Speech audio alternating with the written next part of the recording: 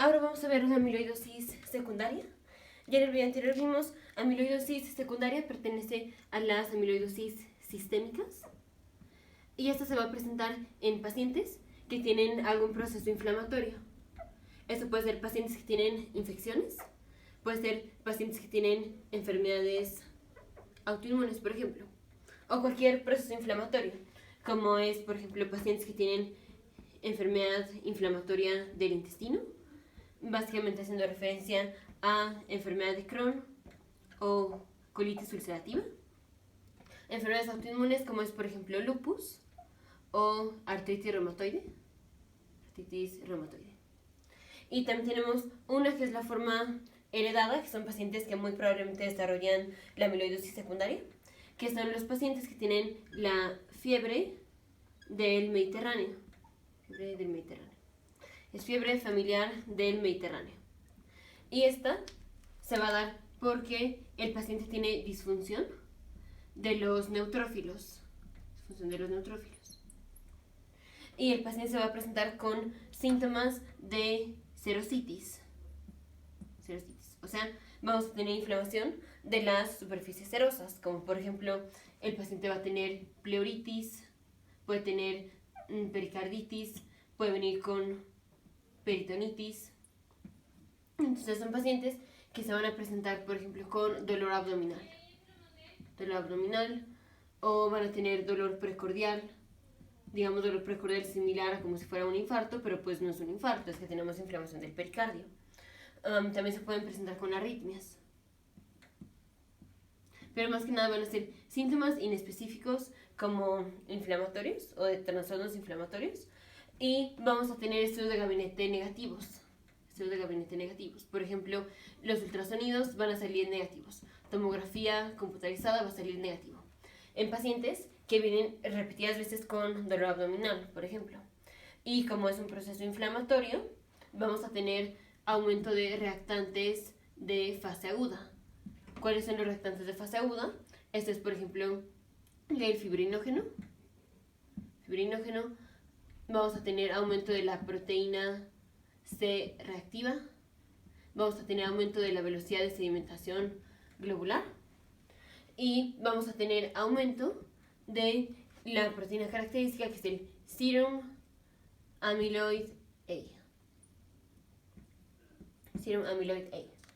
Entonces, ahorita vemos qué es esta proteína. Pero entonces, pacientes que van a desarrollar la amiloidosis sistémica secundaria son pacientes que tienen un proceso inflamatorio. Esto puede ser infección, puede ser enfermedades autoinmunes, puede ser enfermedad intestinal, enfermedad inflamatoria del intestino, o puede ser la forma familiar, que es la fiebre familiar del Mediterráneo, que se presenta pues en pacientes que viven en el Mediterráneo. Y esto es por disfunción de neutrófilos. Es una enfermedad autosómica dominante, o sea que con que uno de los dos cromosomas del paciente esté mutado ya va a desarrollar la enfermedad. Vamos a tener síntomas como de inflamación, como pericarditis, y el paciente va a tener estudios negativos de gabinete, ultrasonido, tomografía computarizada repetidas veces negativos.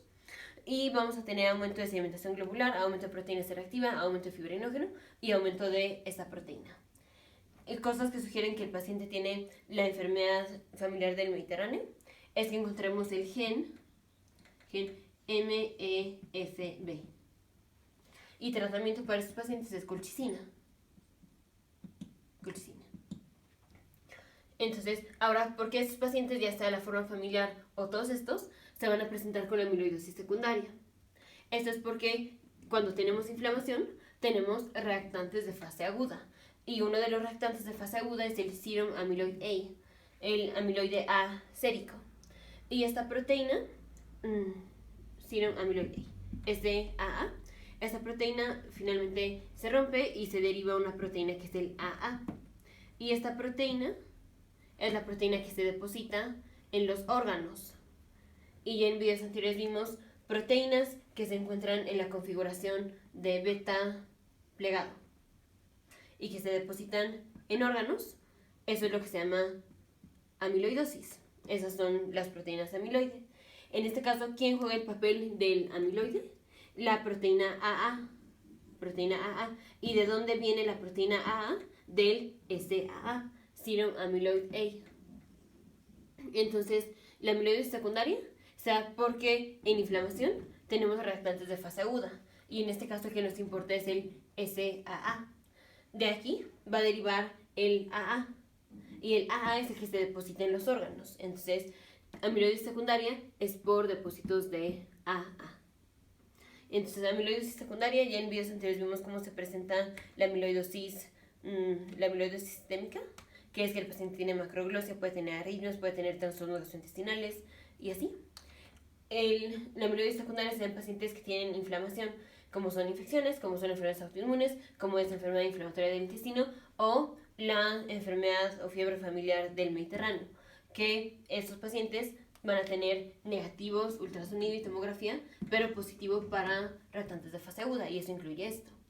Entonces, todos los pacientes que tienen inflamación pueden tener síndrome amiloide A, tienen aumento de esta proteína. Esa proteína se destruye y forma el AA, y es esto lo que se deposita en los órganos, ocasionando la amiloidosis secundaria. Inflamación también incluye, por ejemplo, pacientes que tienen cierto tipo de cáncer. Nos vemos en el siguiente video, futuros médicos, científicos e ingenieros.